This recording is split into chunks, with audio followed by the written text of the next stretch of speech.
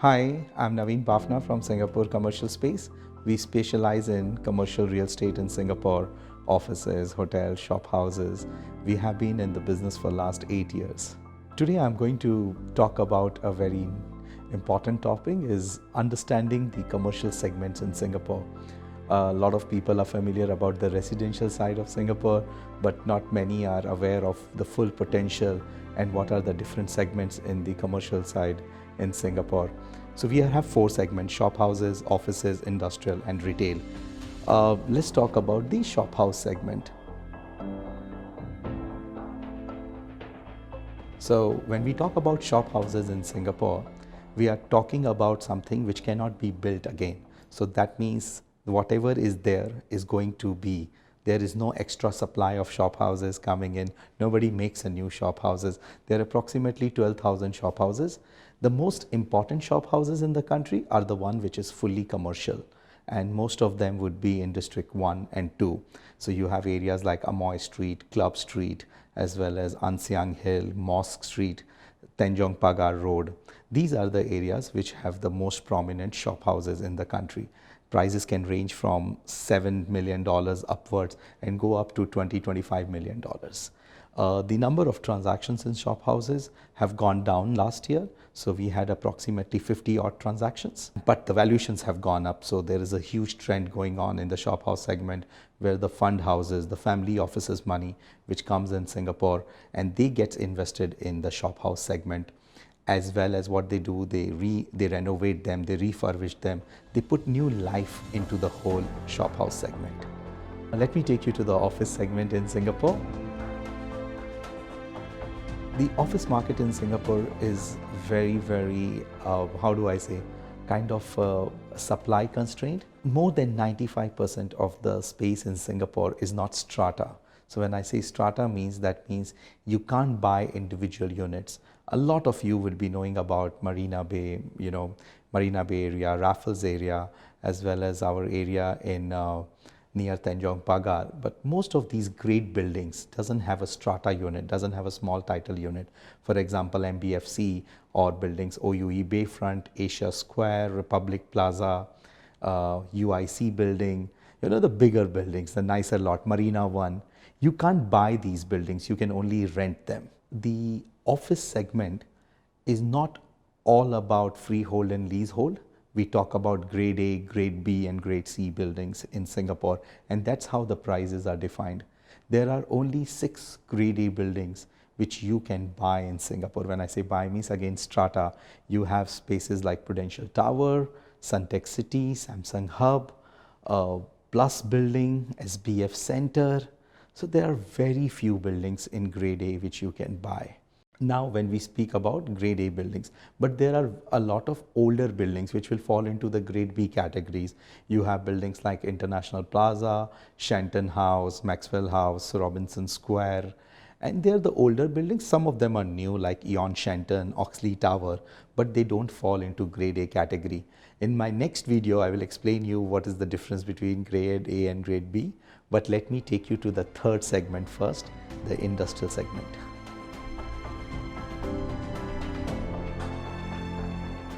The industrial segment comprises of basically 3 parts. You have B1, B2 and the land area. B1 is basically light engineering, B2 is heavy engineering and the land area. Some of the B2 is actually divided, like for example food factories. So you have a specific business attached to it. But majority of the industrial buildings will be in the B1 category. One of the most important things to remember about when you are investing in industrial properties is to understand the lease period. You have very few freehold B1 industrial buildings in Singapore. You will have mostly 99-year lease, 60-year lease, and now the new trend, which is 30-year lease. One of the suggestions which I make to my clients is don't invest in a 30-year lease building. Even if you are an investor, you are not an own user, go at least for a 60-year lease building rather than a 30-year lease building. I will do an industrial segment later on in my another video, but let me take you to the retail side of Singapore, the 4th segment. The retail segment of Singapore. Now, I'm pretty sure all of you are aware, Singapore is a city of malls. We have many, many big malls here, and most of the malls are owned by big companies, REITs, and big developers. And unlike other countries, in Singapore, you can't buy retail space in malls. So like for example, Vivo City, and if you think Vivo City is a great mall and if you want to buy a shop, no, you can't buy a shop in retail malls in Singapore.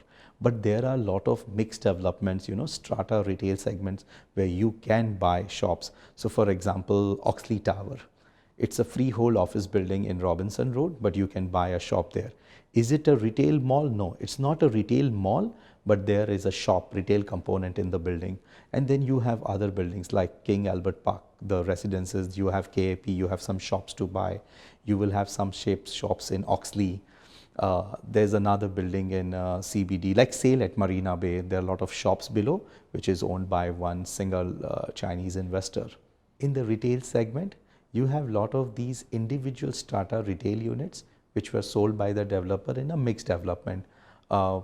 Places like International Plaza, Eon Shenton, King Albert Park.